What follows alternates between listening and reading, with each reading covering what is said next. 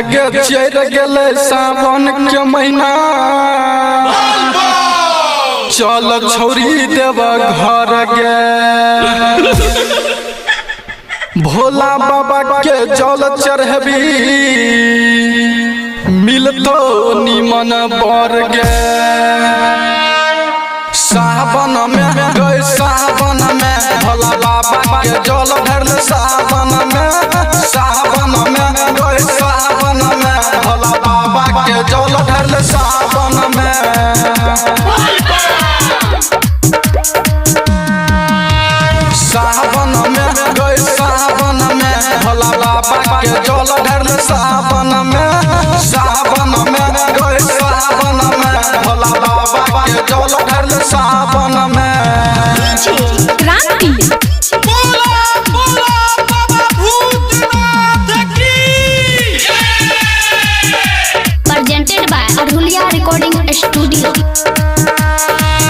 हेगे गोरे गोरे दे में छौरी गेरुआ रंग के साड़ी छो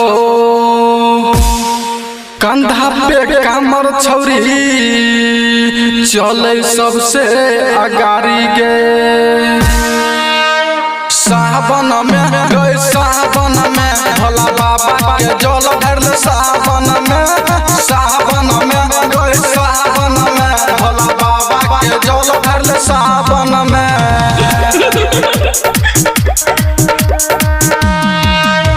सावन में गए सावन में भोला बाबा के जल ढरल सावन में गए सावन में भोला बाबा के जल ढरल सावन में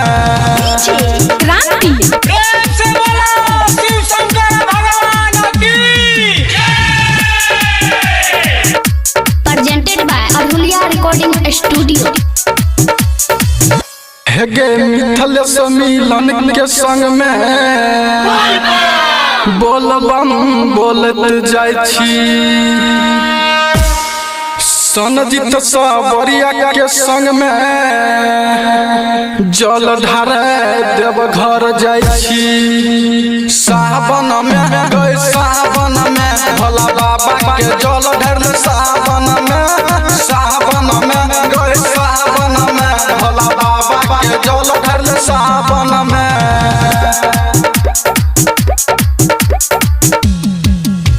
सावन में गए सावन में भोला बाबा के जल ढरल सावन में गए सावन में भोला बाबा के जल ढरल सावन